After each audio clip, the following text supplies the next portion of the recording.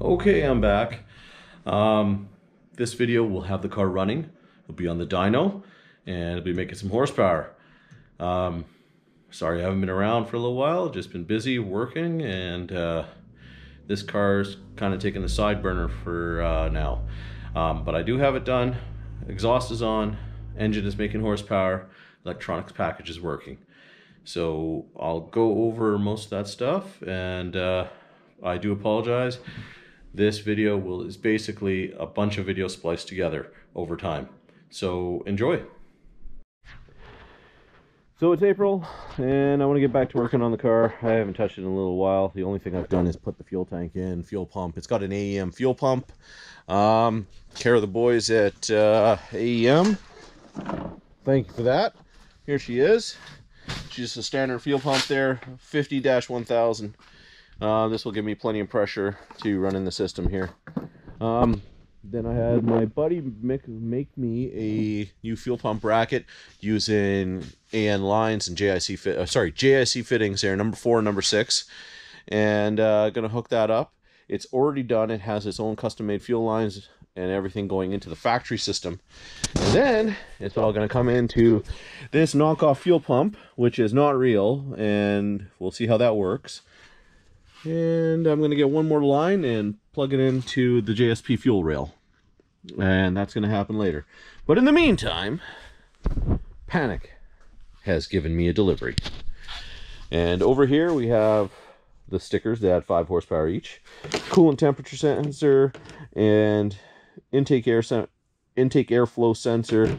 Here's the harness to tie everything in. So I've already got everything prepared for this. So I'm going to add Deutsch connectors to it and then plug it in to the harness. And then this one goes into the ECU. The ECU has not arrived yet, so we're just waiting for that. And this is your CAN connection. The green and the white wires are going to go to my Haltech dash. These 2 wires are being deleted because I don't need power. I'm powering the dash off the factory dash fuse. And this is really cool and really nice of them. They gave me a throttle lock. And it's made out of aluminum, which is a lot nicer than the excessive one I got, which I'm probably just going to sell now because this is so much nicer. But yeah, there you go. So let's start putting it together here. It's a mess inside. All right, so let's go grab the first parts, get them in there. Let's start off with the temperature sensor. So it's already got the fitting on there.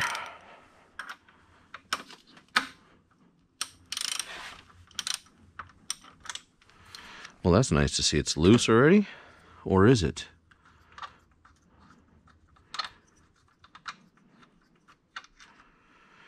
Oh, so there you go.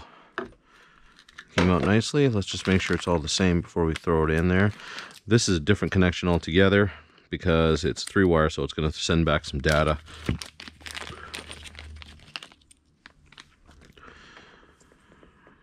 Yeah, it's about the same size. So I'm going to put the copper washer on.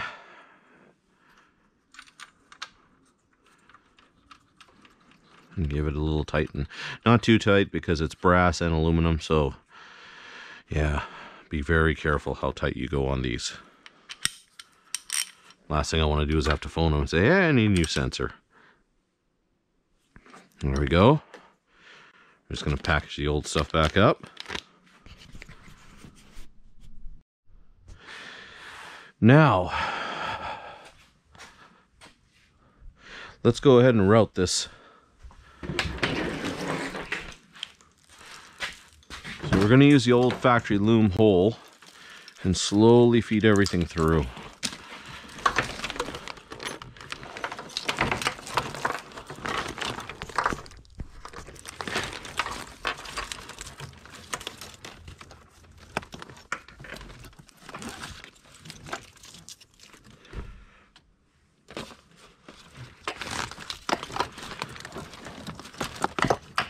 Of course, everything has to get in the way.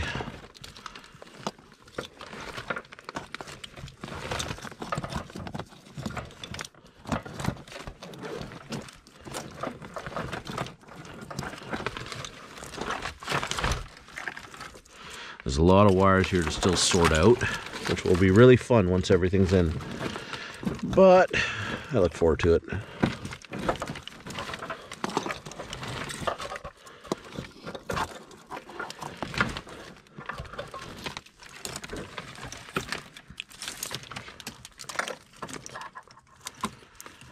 Now the tape's stuck.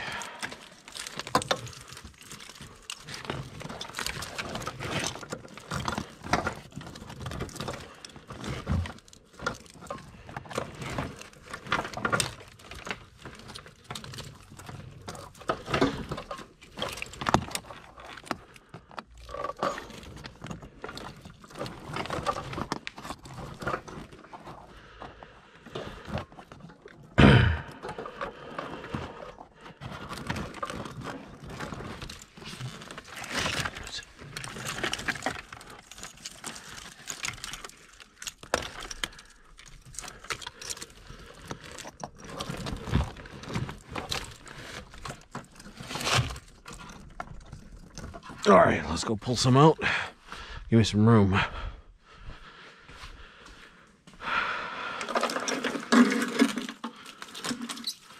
There, that'll give me some space.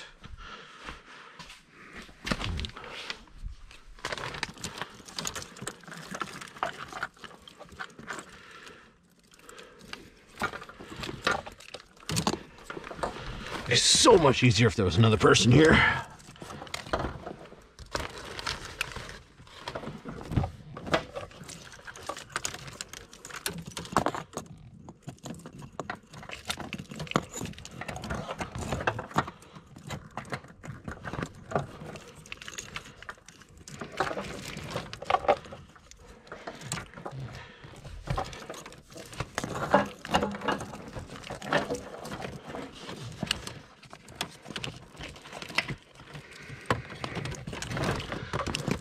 Just a few more.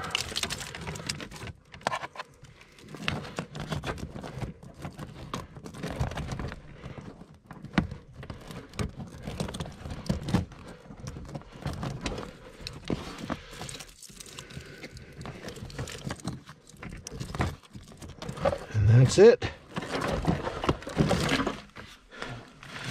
There's a lot more stuff to get through here. Now, yay, the harness is here.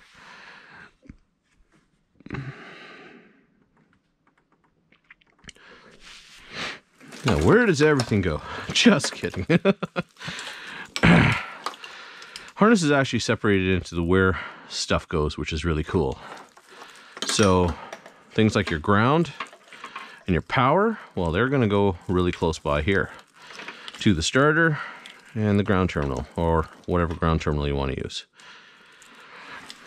I have the original starter cable here for the starter solenoid, and it's actually good and working. But we're going to take that out because we're going to go with the panic system completely. And also the alternator. We're not going to use the alternator, which is hooked up to the factory setup. We'll have it as spare just in case, but I don't think we're going to need it for now. So I'm going to move these out of the way.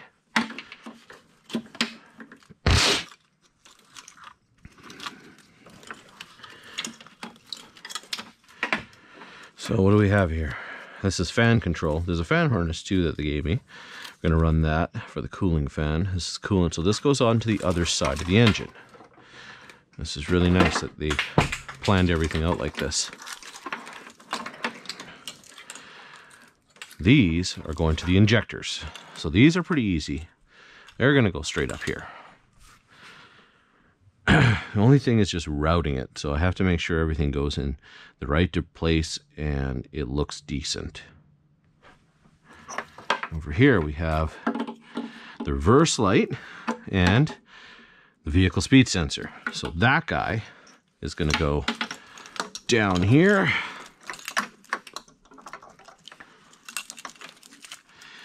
The only thing I wish this harness had was like actual labels on it, like heat shrunk labels that are printed, which are really easy to get.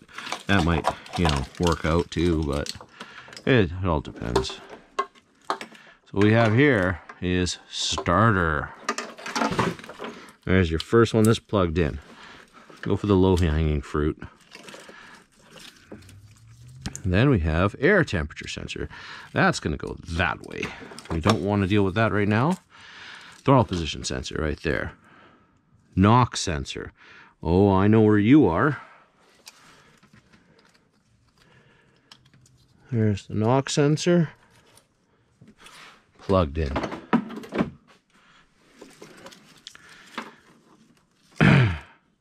So what I'll do with the unused starter solenoid and alternator connector is I will shrink wrap them so they can be used at a different date, but not just yet. So what else do we have here?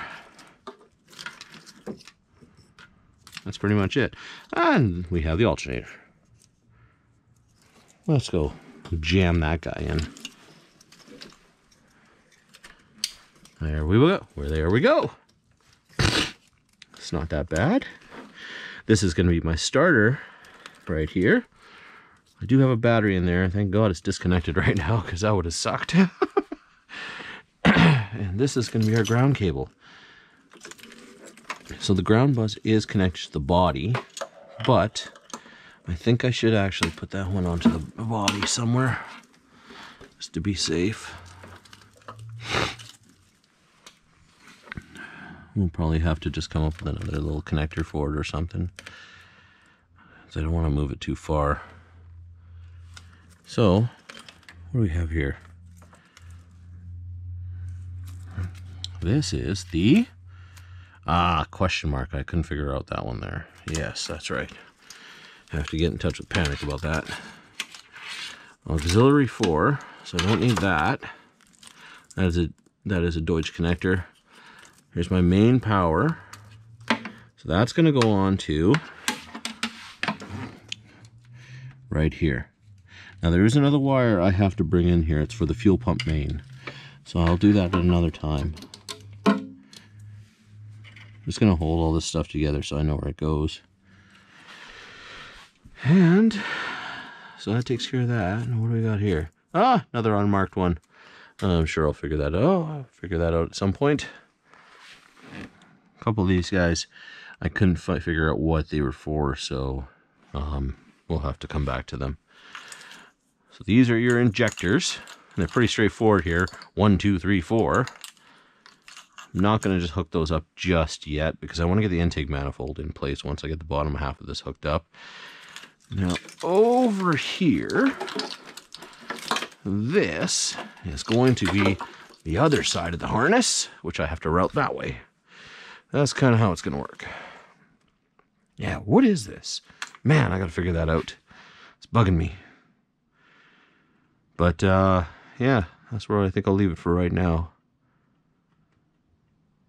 Pretty happy.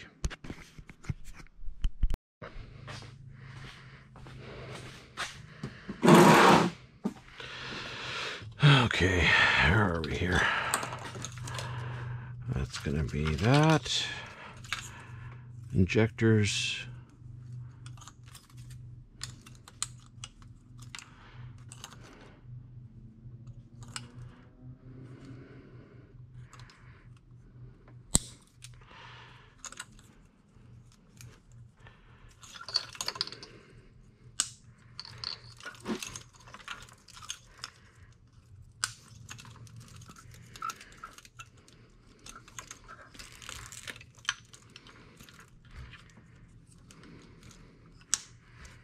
There we go. Then it's cam sensors. Then we have cylinder number 3 and 4.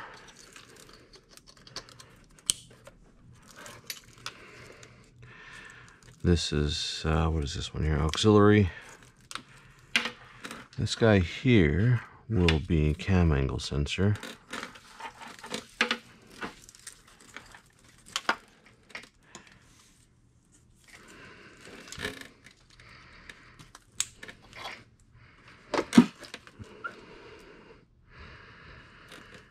I think I'm going to put a zip tie on there to hold everything together.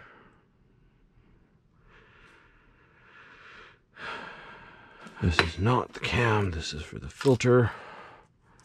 Let's get that off.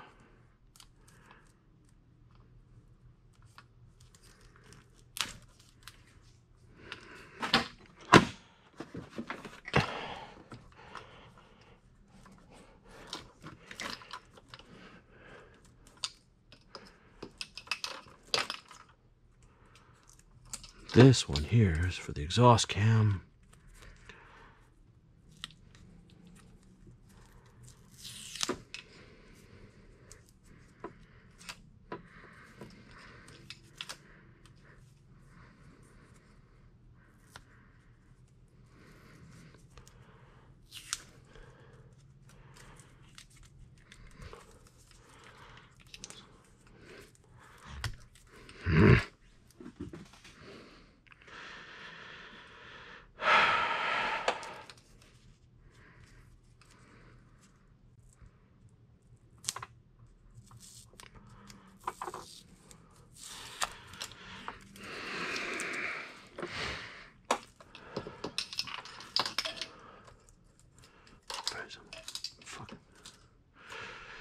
All right, now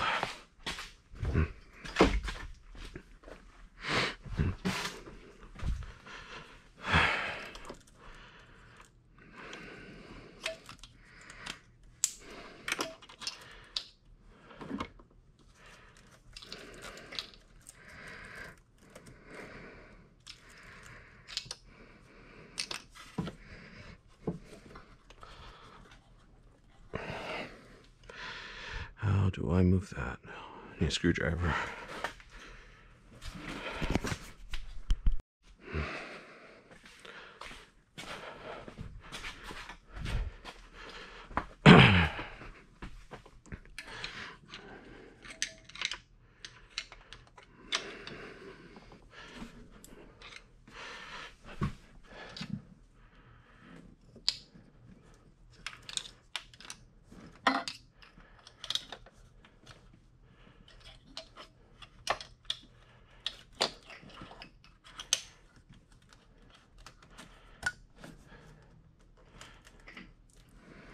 Good.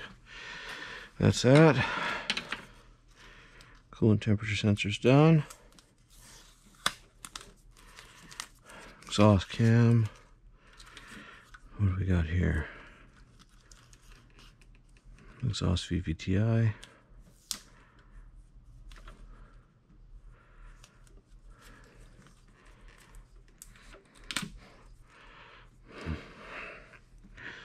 Oil pressure. That's good.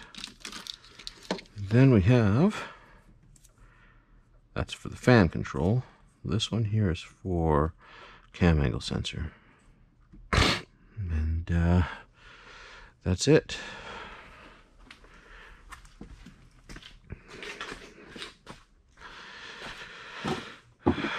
Now, for this one here we have throttle position sensor, and then we have air temperature, starter, alternator, and these two big boys are transmission and negative ground. I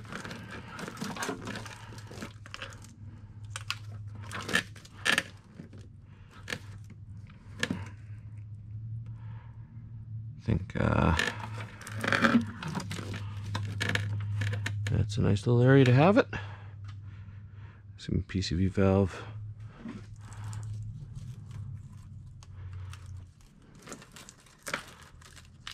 All that stuff will be routed nicely. Cool. That's basically it. Now I have to get the power wire for the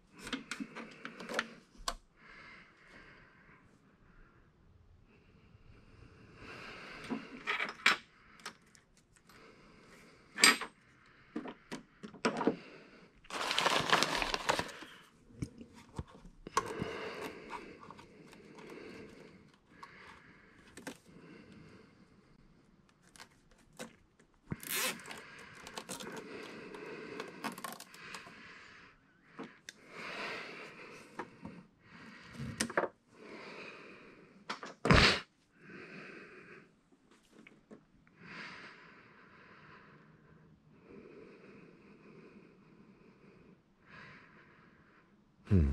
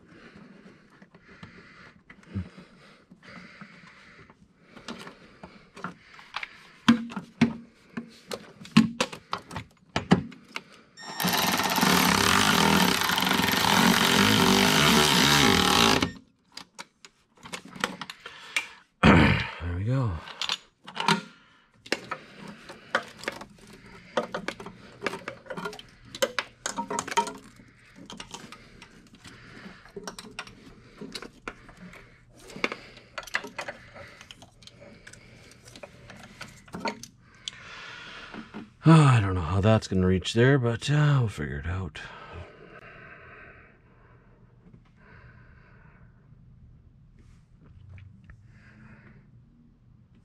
These guys are the originals. I'll have to cover them up and just strap them up here.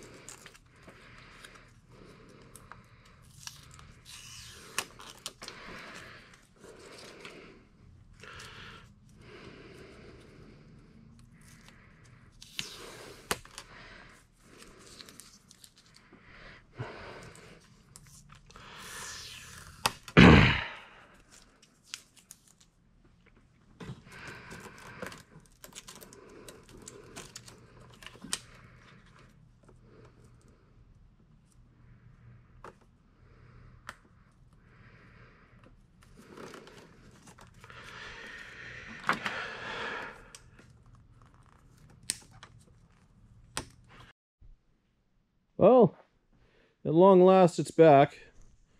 Let's show you what we've done so far. The tuning's done. Exhaust is done. And I'm gonna light it up for you to see how much noise it makes. Here's a nice view of the exhaust down here. There's the AM wideband on there. I got the exhaust wrapped. Got this one from the guy in Indonesia there. I can't remember the name of it, but didn't exactly fit. I had to bend this pipe out of the way. That was the only way to get it to work, but everything else is pretty good. Pretty sure my radiator is a bit too small for this thing. It's just a single core. It does get pretty hot, but it does maintain though, so when you're really pounding on this thing there, she stays at a good 90 degrees Celsius. Fan kicks in. Other than that, she's pretty good. Fuel pressure's good. Running around 62 psi. It's tuned for that. This gauge right here is kaput.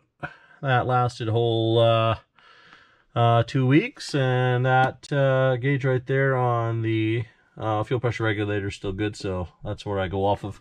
Vacuum line from the manifold there goes into the block and back into there. Now eventually I'll have ITBs on there, so the block is perfect, ready to go for that. If you can see down here slightly, there's the new exhaust, fully bent up 2.5 inch, and the Flowmaster 44. It is a terrible sounding muffler. Absolutely terrible on this car. It's just massive amounts of drone. I'm actually going to put a resonator in this thing because it's just so loud. Even I can't deal with it. But much further ado, let's light her up. Alright. Apologies for the mess in here. It's an absolute pigsty. Actually, I'll show you a couple other things I've done here too. So, unfortunately, it's Alberta, it's February, it's still freaking winter outside. The inside is pretty Spartan. Got to put a few pieces of trim back on, but other than that, in here, fuel pump is in there, the AM fuel pump.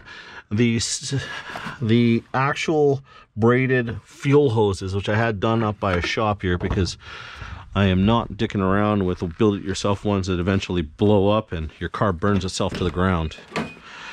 Alright, let's start it. As you can see here, I got my Star Wars, I got Boba Fett, and I got the Lego Han Solo. Appropriate. So, we're in neutral. Alright, let's just let her heat up. Oil pressure. So we're going to acknowledge that. Now, I have driven this thing a fair amount. Oil pressure seems to be holding steady. However, I think my gauge is blown, my sender's toast. It's a Chinese sender. I got an AM one on the way. This Chinese sender lasted like a whole hour.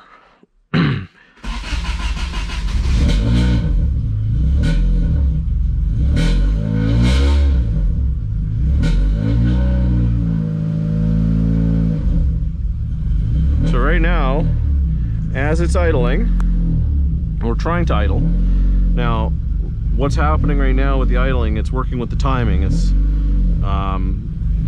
my tuner set it up for the timing. Now he's done an amazing job. This thing, as soon as it hits 4,500 RPM, it just lights up.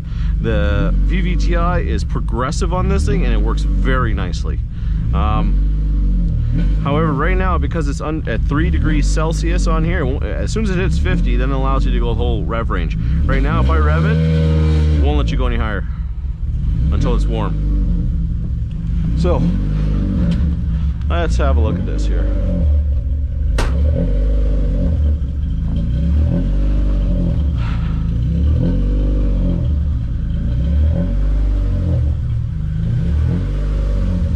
It's an absolute mess here. Everything runs nicely, there's no leaks, no nothing. Even the heater core works.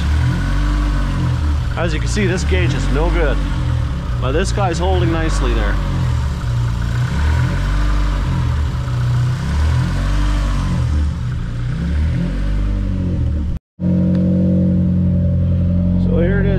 idling.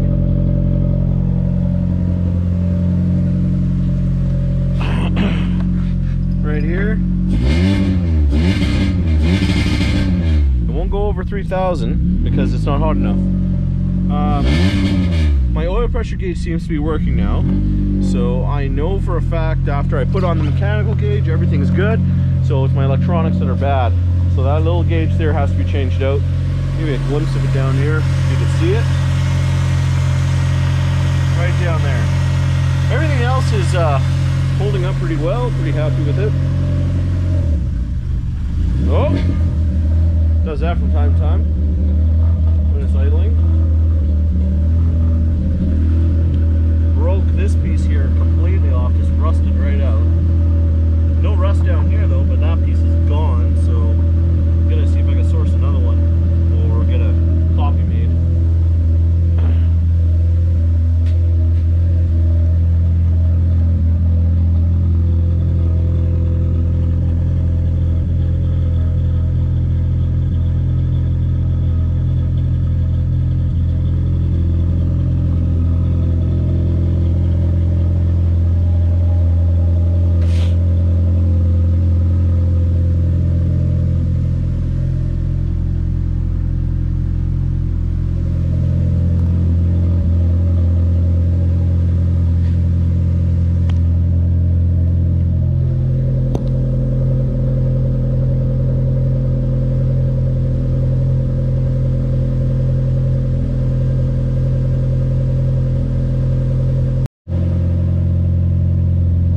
We hit 50 degrees, so let's give her a couple of revs for you here.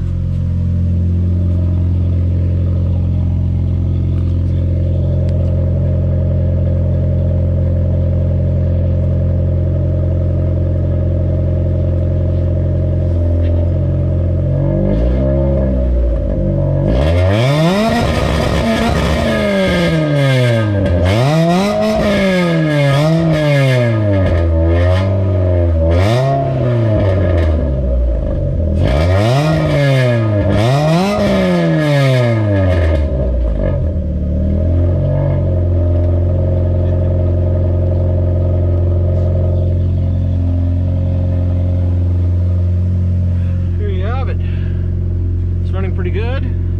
Here, turn off the lights there and it gets a little bit brighter. There. What everybody wants to see is the pop-up headlights. There they are, still working.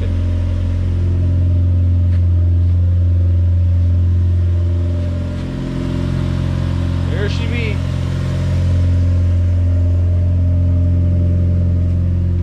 Let's turn it off.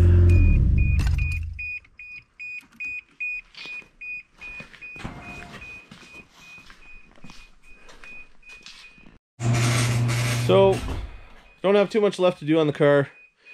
I'm gonna get some nice seats put in here at some point and a roll cage. I do have to bleed the left front brake. That is not operating properly. I'm gonna wait till a buddy's got some time. I want to make a little panel for the trunk and seal up that compartment there for the fuel pump. Other than that, maybe just some tuning on the road. There's no sway bar in the front of this car because there's no possible way to get it in. So I'll have to come up with a solution for that. And ITBs, we're going to do that next.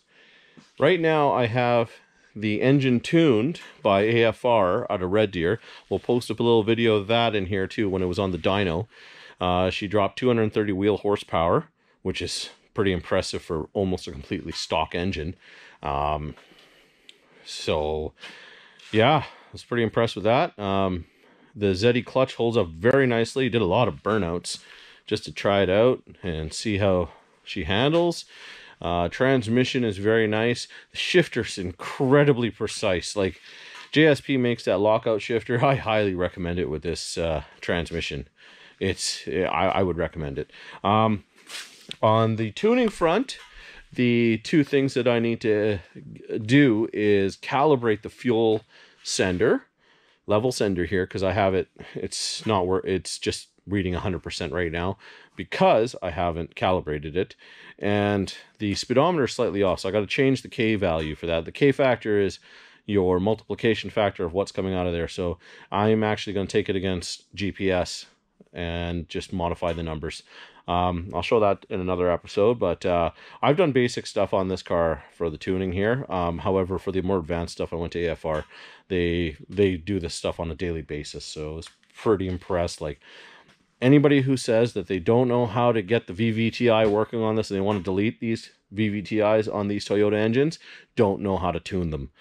This guy here, Adam, tuned it like you wouldn't believe. Like, it is just so progressive, and then it's almost like at 4,500 it just kicks you in the head and just throws you, just goes almost like having a turbo.